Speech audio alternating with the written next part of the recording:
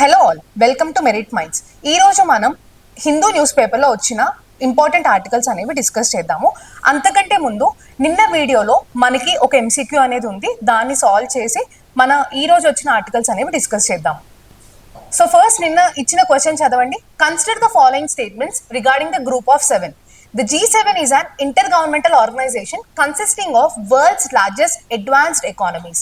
Second statement, Russia is currently a member of G7. Third statement, the presidency of G7 rotates annually among the member countries. Which of the above statements is or are correct? A, only one, B, 1 and 3, C, 2 and 3, D, all 3 statements. ఒకసారి question చదవండి.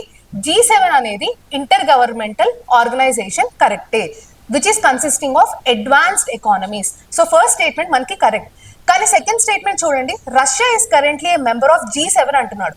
Russia is not a member of G7. ఇంతకు ముందు దీన్నే G8 అనేవాళ్ళం. అంటే అప్పుడు Russia is a member of G8. కానీ 2014లో Russia ఎప్పుడైతే క్రిమియాని annexe చేసిందో రష్యాని బయటకు పంపించేశారు. సో ఇప్పుడు ఓన్లీ 7 కంట్రీసే ఉన్నాయి. మరి ఏంటి ఆ కంట్రీస్ అంటే USA, Canada, France, Italy, UK, Germany, ఇంకా మీ జపాన్. సో ఈ ఇయర్ G7 సమ్మిట్ అనేది కెనడాలో హోస్ట్ చేస్తున్నారు. మన ప్రైమ్ మినిస్టర్ మోడీ గారిని కూడా పిలిచారు. సో అందుకే ఇది న్యూస్లో ఉంది. గుర్తుంచుకోండి, G8 ఉన్నప్పుడు రష్యా ఇస్ ద మెంబర్, కానీ 2014లో క్రిమియా ఎనెక్సేషన్ తర్వాత రష్యాని బయటకు పంపించేశారు. సో ఇప్పుడు ఓన్లీ G7 కంట్రీసే ఉన్నాయి. ఈ 7 కంట్రీస్ మాత్రమే ఉన్నాయి. The presidency of G7 rotates annually among the member countries. ఇది కరెక్టే. మరి ఇప్పుడు ప్రెసిడెన్సీ ఎవరి దగ్గర ఉంది అంటే కెనడాతో ఉంది, కాబట్టి కెనడాలో సమ్మిట్ జరుగుతుంది. సో ఆన్సర్ వచ్చేసి ఏమవుతుంది, సెకండ్ స్టేట్మెంట్ తప్పు కాబట్టి 1 and 3 only. So option B is the right answer. ఇప్పుడు మనం ఈ రోజు న్యూస్ పేపర్లో వచ్చిన ఆర్టికల్స్ అనేవి చూద్దాం. ఫస్ట్ డీలిమిటేషన్ మీద ఒక ఆర్టికల్ అనేది వచ్చిందండి ఎడిటోరియల్ సెక్షన్లో. సో అసలు డీలిమిటేషన్ అంటే ఏంటో చూద్దాం ముందు. సో ఇది article, delimiting by electors rather than population offers a fairer approach. So అసలు దీన్ని అర్థం చేసుకోవాలి అంటే ముందు మనకి డీలిమిటేషన్ అంటే ఏంటి, కాన్స్టిట్యూషన్ కింద ఏ ఆర్టికల్స్ కింద మనం డీలిమిటేషన్ అనేది చేయొచ్చు, డీలిమిటేషన్ అసలు ఎవరు చేస్తారు అనేది అర్థం చేసుకుందాం. సో ఫస్ట్ అసలు డీలిమిటేషన్ అంటే ఏంటో చూద్దాం. డీలిమిటేషన్ అంటే the process of fixing number of seats and boundaries of territorial constituencies in each state for the Lok Sabha and Legislative Assembly. For example, మన ఇండియాని కన్సిడర్ చేసుకుంటే మొత్తం లోక్ సభకి 543 పార్లమెంటరీ కాన్స్టిట్యుయెన్సీస్ ఉన్నాయని చెప్తాం. మరి ఆ 543ని ఎలా డిసైడ్ చేసాము అంటే బేస్డ్ ఆన్ డీలిమిటేషన్. ఏం చేస్తాము అంటే ఒక పర్టికులర్ స్టేట్లో పాపులేషన్ బేస్డ్ మీద పార్లమెంటరీ కాన్స్టిట్యుయెన్సీస్ అని డిటర్మైన్ చేస్తాము. So that is nothing but your delimitation. ఇప్పుడు మనకున్న 543 పార్లమెంటరీ కాన్స్టిట్యుయెన్సీస్ కూడా డీలిమిటేషన్ బేస్డ్ మీద మనం డిసైడ్ చేసాము.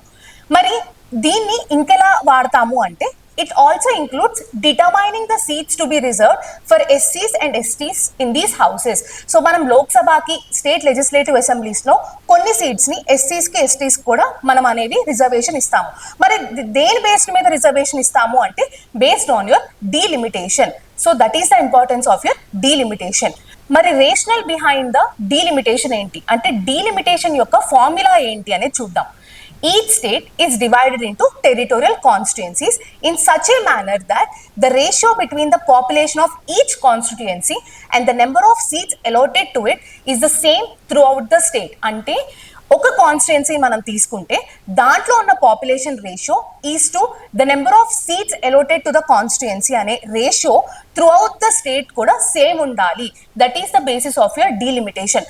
అంటే ఏంటి అంటే ఒక కాన్స్టిట్యుయెన్సీ తీసుకున్నామండి, ఫర్ ఎగ్జాంపుల్ మన రంగారెడ్డి కాన్స్టిట్యుయెన్సీ అనుకుందాం. దాంట్లో కనుక మొత్తం పాపులేషన్ని కన్సిడర్ చేసి population divided by number of seats allotted to that particular constituency చేస్తే ఒక రేషియో అనేది వస్తుంది కదా. ఆ రేషియో అనేది through out the every constituency in the state అనేది యూనిఫామ్ గా రావాలి. అంటే సేమ్ రేషియో అనేది ప్రతి కాన్స్టిట్యుయెన్సీ నుంచి మనకి రావాలి. సో అలా మనం యూనిఫామ్ గా డివైడ్ చేస్తున్నాము. That is the basis of your delimitation. Second, it ensures uniform representation both among different states and within constituencies of the same state. అంటే ఆ రేషియో అనేది ప్రతి కాన్స్టిట్యుయెన్సీకి సేమ్ వస్తుంది అంటే మీనింగ్ ఏంటి, మనం స్టేట్లో ప్రతి కాన్స్టిట్యుయెన్సీకి యూనిఫామ్గా డివైడ్ చేస్తున్నామనే meaning. So that is the rational behind your delimitation. Delimitation process is performed by delimitation commission. So ఎవరు చేస్తారు డీలిమిటేషన్ అంటే డీలిమిటేషన్ కమిషన్ అనేది చేస్తుంది. మరి డీలిమిటేషన్ కమిషన్ ఎవరు సెటప్ చేస్తారు అంటే through parliament, act of parliament ద్వారా మనం ఈ డీలిమిటేషన్ కమిషన్ అనేది సెటప్ చేస్తున్నాము. మరి అసలు డీలిమిటేషన్ కమిషన్ లో ఎవరెవరు ఉంటారు, దాని కాన్స్టిట్యూషనల్ ప్రావిజన్స్ ఏంటి అనేది చూద్దాం. సో చూడండి, అసలు డీలిమిటేషన్ కమిషన్ ని అపాయింట్ ఎవరు చేస్తారు, అసలు డీలిమిటేషన్ కమిషన్ ఫామ్ చేసేదేమో యాక్ట్ ఆఫ్ పార్లమెంట్, అపాయింట్ ఎవరు చేస్తారు అంటే appointed by the president of India. మరి ఎవరి సహాయంతో అది వర్క్ చేస్తుంది అంటే election commission of India. So collaboration with election commission of India delimitation commission అనేది యాక్ట్ చేస్తుంది. మళ్ళీ చెప్తున్నాను గుర్తుంచుకోండి, డీలిమిటేషన్ కమిషన్ అనేది ఫామ్ అయ్యేది ఏమో పార్లమెంట్ యాక్ట్ ద్వారా, కానీ ఎవరు అపాయింట్ చేస్తారు అంటే ప్రెసిడెంట్ అపాయింట్ చేస్తారు, ఇది గుర్తుంచుకోవాలి. మరి ఎవరెవరు ఉంటారు డీలిమిటేషన్ కమిషన్ లో అంటే మేజర్ గా రిటైర్డ్ సుప్రీం కోర్ట్ జడ్జ్ అనే person will become the chairman of your delimitation commission. ఆయనతో పాటు చీఫ్ ఎలక్షన్ కమిషనర్ కూడా ఉంటారు and respective state election commissioners కూడా ఉంటారు.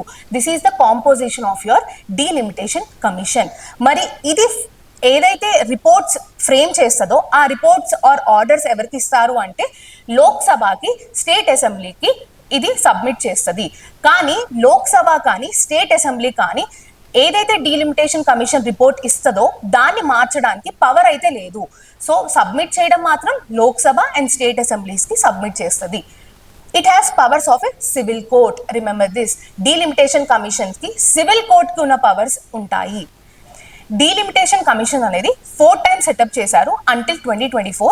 ఏ ఇయర్స్ లో సెటప్ చేశారు అంటే 1952, 1963, 1973 అండ్ 2002. ఈ 4 years లో డీలిమిటేషన్ కమిషన్ అనేది సెటప్ చేశారు. మరి ఏవైతే ఆర్డర్స్ డీలిమిటేషన్ కమిషన్ ఇస్తుందో అది జ్యుడిషియల్ రివ్యూలోకి వస్తుందా రాదా అనేది నెక్స్ట్ క్వశ్చన్. ఆర్టికల్ 329 కింద ఏవైతే ఆర్డర్స్ డీలిమిటేషన్ కమిషన్ ఇస్తుందో they are not to be questioned in supreme court or any other court అని ఉంది. కానీ in the case of Kishore Chandra Changlal Rathod case 2024లో అయిన కేసు అండి. దీంట్లో సుప్రీంకోర్టు ఏం చెప్పింది అంటే if the orders given by delimitation commission are arbitrary and violates the constitutional values, అలాంటి కేసెస్ లో మనం వీటిని క్వశ్చన్ చేయొచ్చు, అంటే జ్యుడిషియల్ రివ్యూ కింద వస్తుంది. ఎప్పుడు వస్తుంది అంటే ఇచ్చిన ఆర్డర్స్ కనుక arbitrary in nature and violates the constitutional values అయితే మనం దాన్ని జ్యుడిషియల్ రివ్యూ కింద క్వశ్చన్ చేయొచ్చు. So this is about your delimitation commission. We have discussed about appointment, composition and powers of the delimitation commission and judicial review కింద వస్తుందా రాదా అనేది we have discussed in this particular slide. So constitutional provisions of delimitation ఏంటో చూద్దాం. First article 82. Article 82 కింద ఏం చెప్తున్నాము అంటే readjustment of seats to Lok Sabha అని చెప్తున్నాము. మరి రీఅడ్జస్ట్మెంట్ ఆఫ్ సీట్స్ దేని బేస్ మీద చేస్తాము అంటే based on your delimitation. Next article 170 కింద readjustment of seat to states అంటే స్టేట్ అసెంబ్లీకి రీఅడ్జస్ట్మెంట్ అనేది ఆర్టికల్ 170 కింద చెప్తున్నాము. ఆర్టికల్ 329 కింద ఏం చెప్తున్నాం, నేను ఇందాకే చెప్పాను, it bars courts from questioning laws on delimitation or seat allotment. So మనము డీలిమిటేషన్ లా బేస్డ్ మీద or seat allotment given by delimitation commission మీద మనము కోర్ట్ ముందు క్వశ్చన్ చేయలేము. కానీ అండర్ యువర్ జ్యుడిషియల్ రివ్యూ, ఇందాక మనం ఒక కేసులో చూసాము, దాని కింద మాత్రం ఏదన్నా ఆర్డర్స్ కనుక arbitrary or against the constitution అనుకుంటే మాత్రం we can question. So this is your article 329.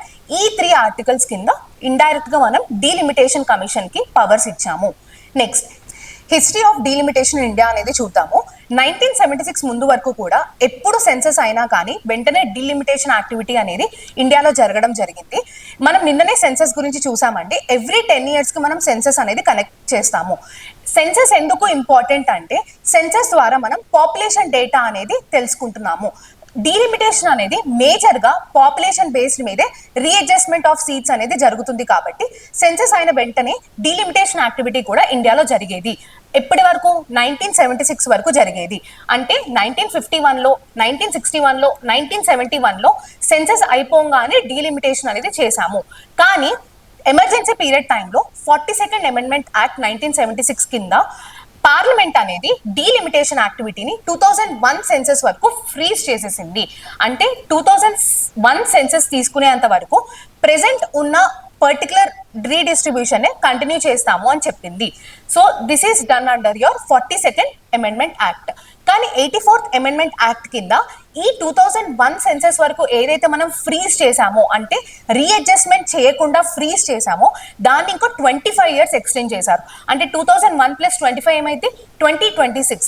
అంటే 2026 వరకు మనము ఇంతకు ముందు ఏదైతే రీడిస్ట్రిబ్యూషన్ అనేది ఉందో సీట్స్ ది అదే ఫాలో అవుతాము అని 84th కాన్స్టిట్యూషన్ అమెండ్మెంట్ కింద మళ్ళీ 25 years ఎక్స్టెండ్ చేశాము.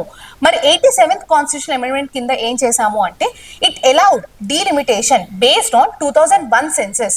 2001లో మనకు ఒకసారి సెన్సస్ జరిగింది, దాని బేస్డ్ మీద మళ్ళీ రీడిస్ట్రిబ్యూషన్ కి అలౌ చేసింది, అంటే డీలిమిటేషన్ కి అలౌ చేసింది. కానీ ఏం చెప్పారు అంటే నెంబర్ ఆఫ్ సీట్స్ మాత్రం మార్చొద్దు. అంటే పార్లమెంటరీ కాన్స్టిట్యుయెన్సీస్ అనేది డీలిమిటేషన్ యాక్ట్ కింద యూ కెన్ రీఅడ్జస్ట్, కానీ నెంబర్ ఆఫ్ సీట్స్ అనేది మార్చొద్దు అని చెప్పింది. సో నెంబర్ ఆఫ్ సీట్స్ మార్చకుండా రీఅడ్జస్ట్మెంట్ అనేది జరిగింది under your 87th constitution amendment act. So ఇదైతే అర్థమైంది కదండి. ప్రీ 1976 వరకు సెన్సస్ అవ్వగానే డీలిమిటేషన్ అనేది చేశాము, కానీ ఎమర్జెన్సీ పీరియడ్ లో డీలిమిటేషన్ ని మనం ఫ్రీజ్ చేసాము. అంటే number of seats to Lok Sabha అనేది ఫ్రీజ్ చేసాము. ఎప్పటిదాకా? 2001 సెన్సస్ వరకు ఫ్రీజ్ చేసాము. 84th అమెండ్మెంట్ యాక్ట్ కింద ఈ 2001 సెన్సస్ ని కాస్త 25 years వరకు ఫ్రీజ్ చేసాము. అంటే 25 years వరకు డీలిమిటేషన్ జరగద్దు అని చెప్పాము. అంటే 2026 వరకు ఫ్రీజ్ చేసాము. కానీ 87th అమెండ్మెంట్ యాక్ట్ కింద డీలిమిటేషన్ అనేది జరిగింది బేస్డ్ ఆన్ యువర్ 2001 సెన్సస్, కానీ నెంబర్ ఆఫ్ సీట్స్ అనేది మార్చలేదు. So this is the history of delimitation in India. Why are the southern states opposing delimitation activity? Recent గా మనం అబ్జర్వ్ చేసి ఉంటే ఎంకే స్టాలిన్ గారు కానీ రేవంత్ రెడ్డి గారు కానీ డీలిమిటేషన్ యాక్టివిటీకి అపోజ్ చేస్తున్నారు. ఎందుకు అపోజ్ చేస్తున్నారు అంటే బికాస్ పాపులేషన్ బేస్డ్ మీద కనుక మనం డీలిమిటేషన్ చేస్తే ఆటోమేటిక్ గా సదరన్ స్టేట్స్ పాపులేషన్ తక్కువ ఉంది కాబట్టి the seats to the southern states అనేది తగ్గిపోతాయి అని వాళ్ళలో ఉన్న భయం అనమాట. సో దానివల్ల సదరన్ స్టేట్స్ మోస్ట్లీ అపోజ్ చేస్తున్నాయి. కానీ ఇంకా ఏం రీజన్స్ ఉన్నాయి అనేది చూద్దాం. ఫస్ట్ రీజన్ వచ్చేసరికి ఫియర్ ఆఫ్ లూజింగ్ రీప్రజెంటేషన్. ఇప్పుడు డీలిమిటేషన్ అనేది ఆటోమేటిక్ గా పాపులేషన్ బేస్డ్ మీద మనం చేస్తున్నాము, కానీ సదరన్ స్టేట్స్ లో పాపులేషన్ కంట్రోల్ మెజర్స్ అనేవి చాలా ఫాస్ట్ గా అడ్వాన్స్డ్ గా తీసేసుకున్నారు కాబట్టి ఆటోమేటిక్ గా మన సదరన్ స్టేట్స్ లో పాపులేషన్ అనేది తగ్గిపోయిందండి. తగ్గిపోవడం వల్ల ఇప్పుడు పాపులేషన్ బేస్డ్ మీద కనుక మనం సీట్స్ అనేది ఎలొకేట్ చేస్తే సదరన్ స్టేట్స్ కి లోక్సభ సీట్స్ అనేవి తగ్గిపోతాయి.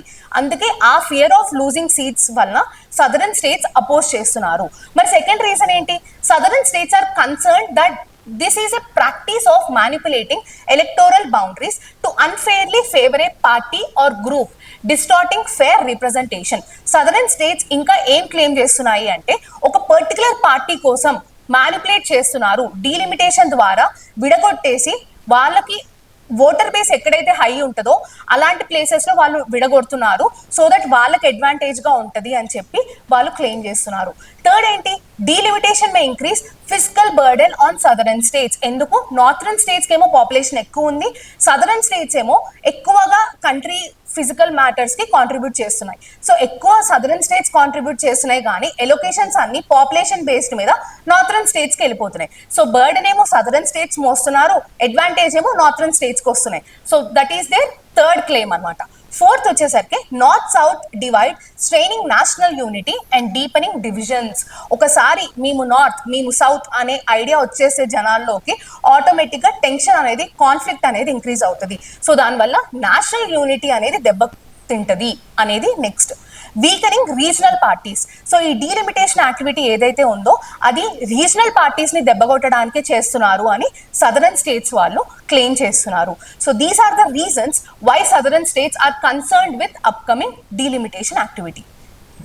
మరి ఇప్పుడు క్వశ్చన్ అనేది సాల్వ్ చేద్దామండి. Consider the following statements in the context of delimitation commission. First statement, it is constituted to set the territorial boundaries on the constituencies in a state with legislature. ఇది కరెక్టే కదండి, మనం బౌండరీస్ అనేది decide చేయడానికి delimitation అనేది చేస్తున్నాం. Second, it's orders have the force of law and can only B challenged in the supreme court. మనం ఏమనుకున్నాము, article 329 గుర్తుంచుకోండి. We cannot question orders of delimitation commission unless and until the orders are arbitrary in nature or against the constitution. So అందుకే second తప్పు. Third ఏంటి, the qualification for it's chairmanship is retired chief justice of India అంటున్నాడు. కాదు కదండి, retired supreme court judge అయితే చాలు. So third statement కూడా తప్పు. మరి ఆన్సర్ ఏమవ్వాలి? C, only 1. నెక్స్ట్ ఆర్టికల్ వచ్చేసి ఇది ఎడిటోరియల్ సెక్షన్ లో వచ్చిందండి, about empowering women in agriculture for food security. అసలు ఈ ఆర్టికల్ ఏంటో చూద్దాం. ఇది the editorial which is published in today's Hindu news paper. ఈ పర్టికులర్ ఆర్టికల్లో ఆథర్ ఉమెన్ యొక్క పార్టిసిపేషన్ ఇన్ అగ్రికల్చర్ గురించి చెప్తున్నారు, వాళ్ళు ఫేస్ చేసే ఛాలెంజెస్ గురించి చెప్తున్నారు, and steps to be taken by the government అనేది చెప్తున్నారు. సో ఒకసారి చూద్దాము. United nations general assembly has declared 2026 as the international year of women farmer. గుర్తుంచుకోండి, నెక్స్ట్ ఇయర్ అంటే 2026 ఇయర్ ని international year for women farmer అనేది డిక్లేర్ చేశారు. మరి ఈ 2026 రెజల్యూషన్ ఎందుకు ఇంపార్టెంట్ అంటే to recognise the efforts of women farmers. ఇంకోటి, వాళ్ళు ఫేస్ చేసిన ఛాలెంజెస్ ఏంటి అనేది మన అందరికీ అవేర్నెస్ రావాలి కాబట్టి ఈ పర్టికులర్ 2026 ఇయర్ అనేది ప్రామినెంట్ అవుతుంది. సో ఈ పర్టికులర్ ఎడిటోరియల్లో ఎనాక్ట్ అనే ఇనిషియేటివ్ గురించి ఆథర్ చెప్తున్నారండి. ఎనాక్ట్ అనే initiative is launched by World Food Programme along with government of Assam, and దీనికి ఫండింగ్ ఇస్తుంది గవర్నమెంట్ ఆఫ్ నార్వే. అసలు ఎనాక్ట్ అంటే ఏంటి? Enhancing climate adaptation of vulnerable communities through nature based solutions. So this is the full form of your ENACT. So ఈ project కింద ఏం చేస్తున్నాము అంటే empowering the small holder farmers, particularly women, వాళ్ళ access to climate related information and make inform decisions to enhance their resilience. So climate change వల్ల ఉమెన్కి ఎటువంటి impact అవుతుంది, దానికి ఎలాంటి సొల్యూషన్స్ ఇస్తాము అనే దాని మీద కాన్సన్ట్రేట్ చేస్తుంది ఈ ఎనాక్ట్ అనే ఇనిషియేటివ్. గుర్తుంచుకోండి, it is launched by your World Food Programme along with government of Assam with the funding of government of Norway. దీన్ని మీరు ఒక కేస్ స్టడీ లాగా మీ మెయిన్స్ ఆన్సర్స్లో యూ కెన్ యూజ్ ఇట్. అసలు మేజర్గా ఇండియాలో ఉమెన్ పార్టిసిపేషన్ అగ్రికల్చర్ లో ఎంత ఉంది అనేది చూద్దాం. In India the percentage of women who own agriculture land is significantly lower than men. Approximately 80% of economically active women are employed in agriculture. కానీ 14% మంది ఉమెనే ల్యాండ్ ఓనర్స్ అవుతున్నారు. అండ్ రీసెంట్ గా కండక్ట్ చేసిన నేషనల్ ఫ్యామిలీ హెల్త్ సర్వేలో అయితే female land owners వచ్చేసి 8.3% ఉన్నారు. సో ఇంత తక్కువ మంది ఉమెన్ ల్యాండ్ ఓనర్స్ ఉన్నారు, కానీ దేర్ పార్టిసిపేషన్ ఇన్ అగ్రికల్చర్ మాత్రం 80% వరకు ఉంది. This shows the disparity between men and women in land holding. మరి ప్రాబ్లమ్స్ ఏంటి అంటే, ఓనర్షిప్ లేకపోతే ప్రాబ్లమ్స్ ఏంటి అనేది చూద్దాం. ఫస్ట్ ఏంటి, అసలు ల్యాండ్ ఓనర్షిప్ లేకపోతే ఆటోమేటిక్ గా వాళ్ళకి క్రెడిట్ అనేది రావడం తక్కువైపోయింది. ఏ బ్యాంక్ వెళ్ళినా కానీ వాళ్ళకి లోన్స్ అంత ఈజీగా దొరకవు. అదే ఓనర్షిప్ ఉంటే ఈజీగా లోన్స్ వస్తాయి, కానీ ఓనర్షిప్ లేకపోతే వాళ్ళకి లోన్స్ అనేది తక్కువ వస్తాయి. Regular access to information on agriculture planning and advisory is essential for farmers, but women have limited access to technology. ఇప్పుడు మనం టైం డ్రివెన్ డేటా ఏమైనా వాళ్ళకి పంపాలనుకుంటున్నాం, ఈ రోజు వర్షం వస్తుంది, ఈ రోజు ఎండ ఎక్కువ ఉంది, అది ఎలా పంపుతామండి? ఫోన్స్కే పంపగలం. కానీ ఉమెన్ దగ్గర ఫోనే లేనప్పుడు how can they access to this information? So this is also hindering they participation in agriculture. Next వచ్చేసరికి hinder investments, technology adaptation and improvement in livelihood. So ఈ అన్నిటి వల్ల దేర్ పార్టిసిపేషన్ ఇన్ అగ్రికల్చర్ అనేది తగ్గిపోతుంది. While microfinance and self-help groups provide some access, such as loans, are often insufficient for significant investment. SHA ద్వారా వాళ్ళకి మనం loans అయితే ఇస్తున్నాం, అంటే సెల్ఫ్ హెల్ప్ గ్రూప్స్ ద్వారా వాళ్ళకి లోన్స్ ఇస్తున్నాం, కానీ లోన్స్ ఎంతవరకు వాళ్ళకి అగ్రికల్చర్కి పనికొస్తుంది అనేది క్వశ్చన్ అనమాట. So these are the problems due to lack of ownership. So ఇవి మీరు మీ మెయిన్స్ ఆన్సర్లో you can use this. So next వచ్చేసరికి గవర్నమెంట్ ఇనిషియేటివ్స్ అండి. ఏ ప్రాబ్లం తీసుకున్నా గవర్నమెంట్ ఇనిషియేటివ్స్ అనేది మస్ట్ అండ్ షుడ్ గా ఇంక్లూడ్ చేయాలి. మరి ఫస్ట్ స్కీమ్ చూడండి, మహిళా కిసాన్ సశక్తికరణ పరియోజన ఇది ఎవరు ఇంప్లిమెంట్ చేశారు అంటే ministry of rural development. Remember this, మళ్ళీ మినిస్ట్రీ ఆఫ్ అగ్రికల్చర్ అని పెట్టకండి. It is implemented by ministry of rural development. Under which scheme అంటే Deen Dayal Antyodaya Yojana national rural livelihood mission కింద ఈ పర్టికులర్ స్కీమ్ అనేది ఇంప్లిమెంట్ చేస్తున్నాము. మరి దీని ఎయిమ్ ఏంటి అంటే to empower women by enhancing their participation in agriculture. So women participation in agriculture అనేది ఇంప్రూవ్ చేయడమే major aim of your this scheme. So మళ్ళీ చెప్తున్నాను, ఇది మోస్ట్ ఇంపార్టెంట్. అందరం అగ్రికల్చర్ అని పెట్టేస్తాము, but it is implemented by your ministry of rural development. Second వచ్చేసరికి submission on agricultural mechanization covers 50 to 80% of subsidies for machinery. Machinery కోసము 50 to 80% subsidies అనేది government ఇస్తుంది. ఏ స్కీమ్ కింద అంటే submission on agricultural mechanisation. Third వచ్చేసరికి 30% of national food security missions budget is allocated for women farmers in number of states and union territories. National Food Security Act కింద budget ఏదైతే allocation చేస్తున్నామో దాంట్లో 30% of the budget should be allocated to the women farmers అని most of the states and union territories లో already వీళ్ళు initiative ని start చేశారు. Next, in order to familiarize women with latest techniques in agriculture and allied sectors, training is conducted by your Ministry of Agriculture and Farmers and Ministry of Rural Development. అంటే women కి training ఇస్తున్నారు. ఎవరు ఇస్తున్నారు? Ministry of Agriculture and Ministry of Rural Development కలిసి women farmers కి training అనేది ఇస్తున్నాము. Next వచ్చేసి recognising the critical role of women in agriculture. The ministry of agriculture Farmers Welfare has declared 15th October of every year as Women Farmers Day. So every year 15th October మనం Women Farmers Day అనేది celebrate చేసుకుంటాం ఇండియాలో. So these are the initiatives taken by Indian government. Next వచ్చేసి empowerment for resilience. Women ఎందుకు empower చేయాలి regarding climate change అనేది next question. Climate change వల్ల impact అయ్యే వల్నరబుల్ సెక్షన్స్ లో ఫస్ట్ వచ్చేది ఉమెనే అండి. Women are disproportionately impacted by the climate change. ఎందుకంటే వాళ్ళకి డొమెస్టిక్ వర్క్ ఉంటుంది, దాంతో పాటు మనకి అగ్రికల్చర్ నుంచి వచ్చే లాసెస్ కూడా పెరిగితే వాళ్ళ మీద డిస్ప్రపోర్షనేట్ గా స్ట్రెస్ అనేది క్రియేట్ అవుతుంది.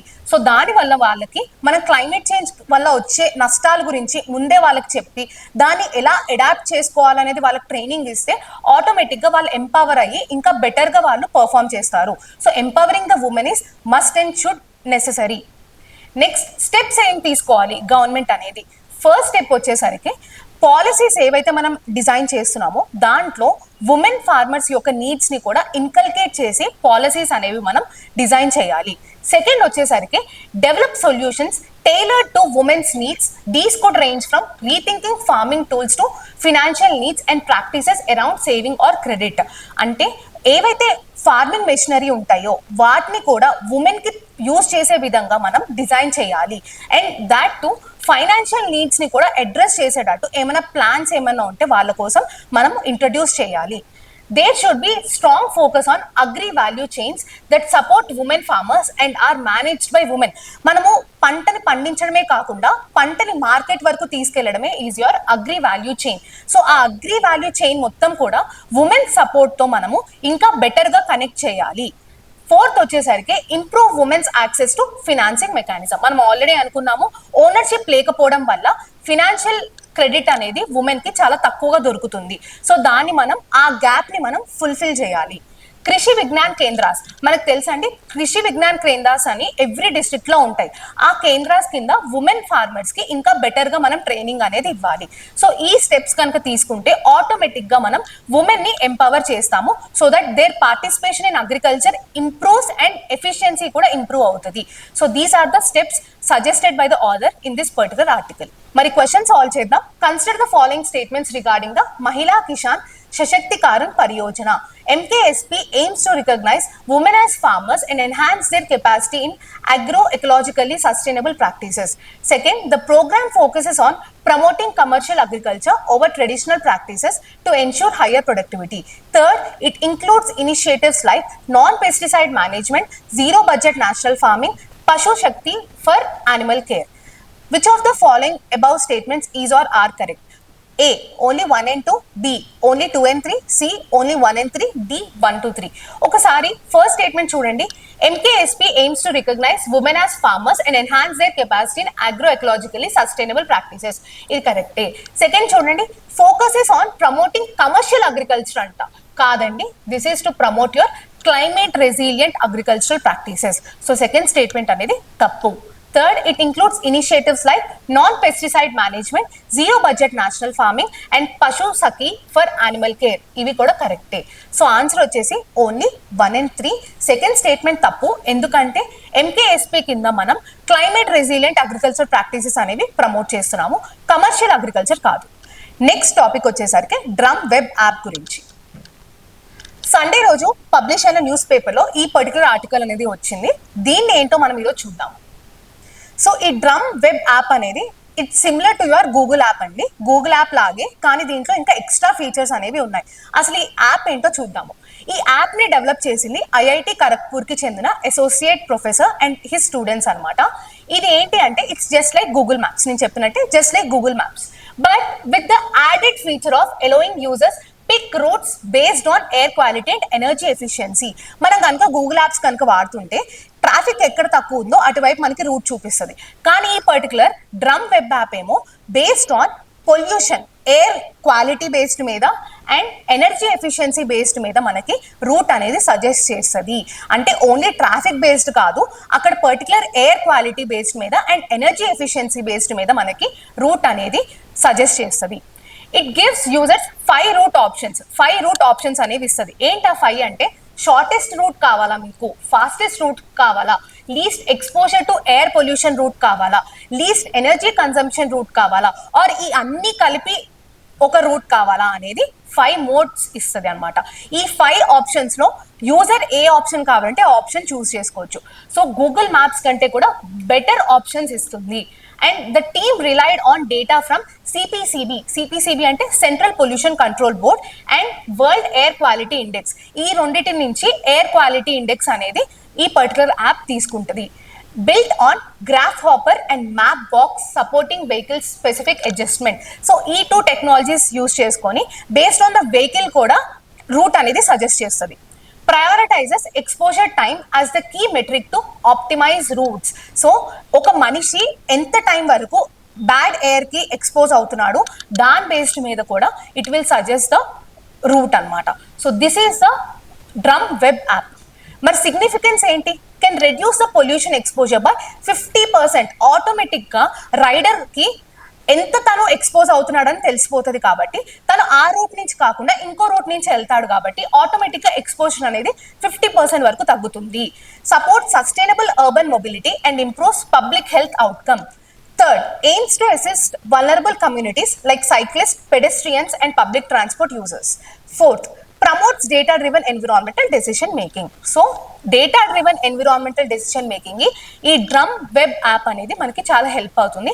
ఇది మన ఇండియన్సే చేశారు, that to IIT Kharagpur associate professor and his students అనమాట. మరి దీని బేస్ మీద ఒక క్వశ్చన్ అనేది సాల్వ్ చేద్దాం. Consider the following statements about the drum web app developed by IIT Kharagpur. The app allows users to select routes based on air quality and energy efficiency in addition to distance and time. It uses real-time traffic and pollution data fetched dynamically via Mapbox and data from CPCB and World Air Quality. రెండు statements కరెక్టే కదండి, మనం ఇందాక చదువుకున్నట్టే ఉంది. So answer ఏంటి? C, both 1 and 2. Last topic వచ్చేసరికి BRICS మీద. అసలు బ్రిక్స్ ఎందుకు న్యూస్ లో ఉంది అంటే రీసెంట్ గా 11th bricks parliamentary forum conclude అయ్యింది. ఎక్కడ అంటే బ్రెజిల్లో అయింది పర్టికులర్లీ. సో అందుకే బ్రిక్స్ గురించి ఒకసారి మనం రివైజ్ చేద్దాం. India was officially handed over the chairmanship of the 12th bricks parliamentary forum schedule to be held in 2026. ఇది పార్లమెంటరీ ఫోరం అండి, బ్రిక్స్ సమ్మిట్ కాదు. బ్రిక్స్ కింద పార్లమెంటరీ ఫోరం సమ్మిట్స్ కూడా మనకు అవుతూ ఉంటాయి. ఇప్పుడు ఈ ఇయర్ జరిగింది 11th బ్రిక్స్ పార్లమెంటరీ ఫోరం, ఇది బ్రెజిల్లో జరిగింది. 12th బ్రిక్స్ పార్లమెంటరీ ఫోరం వచ్చేసరికి ఇండియాలో జరుగుతుంది. కానీ 2025 BRICS summit is different. BRICS summit 2025 ది బ్రెజిల్లో జరుగుతుంది, 2024 ది రష్యాలో జరిగింది. So BRICS summit is different from your parliamentary forum. Don't confuse with these.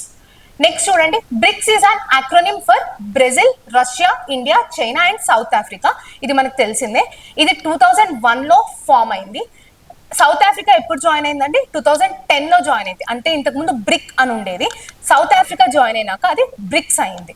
The group was designed to bring together the world's most important developing countries to challenge the political and economic power of the wealthier nations of North America and Western Europe. ఇది మేజర్గా ఎందుకు వచ్చిందంటే to support developing countries అనమాట. And ఎప్పుడు ఏ bodies చూసినా mostly dominated by వెల్తియర్ నేషన్సే ఉంటుంది కాబట్టి వాళ్ళకి ఇన్ కౌంటర్ గా తీసుకొచ్చింది బ్రిక్స్ అనమాట. బ్రిక్స్ గ్రూపింగ్ న్యూ మెంబర్స్ చూడండి, this is very important. Saudi Arabia, Iran, Ethiopia, UAE, Egypt joined BRICS in 2024. Indonesia joined the bloc as a full member in January 6, 2025. So latest member వచ్చేసరికి Indonesia join అయింది 2025 లో. So remember this. So this is about the BRICS. మరి question చూద్దాం. Consider the following statements regarding BRICS. BRICS was originally formed by 4 countries, Brazil, Russia, India and China, and later expanded to include South Africa. కరెక్టే. తర్వాత south Africa join అయినాక మనకి bricks అయింది. ముందు brick అని ఉండేది. BRICS countries have established a financial institution called New Development Bank to support infrastructure and sustainable development projects. ఇది correct. BRICS కింద ఫామ్ అయిన బ్యాంకే New Development Bank to counter your World Bank and IMF కి ఈ New Development Bank అనేది BRICS వాళ్ళు establish చేశారు. Which of the above statement is are are correct? A only 1, B only 2, C both 1 and 2, D neither 1 nor 2. So రెండు statements correct కాబట్టి answer వచ్చేసరికి C both 1 and 2. So MCQ of the day చూద్దాము. Question, with reference to India Middle East Europe corridor, consider the following statement. First statement, it is proposed multimodal transportation network that would connect India to Europe via Middle East. Second, it has gained support from World Bank. Third, it will be the longest transportation corridor in the world. Which of the statement given above is or are correct? A 1 and 2 only, B 1 only, C 2 and 3 only, D 1 2 3. దీని ఆన్సర్ని మనం comment చేయండి. రేపు మనం మన daily news analysis start చేసే ముందు దీని ఆన్సర్ని డిస్కస్ చేసి నెక్స్ట్ ఆర్టికల్స్ ఏవి చూద్దాం. Till then happy learning.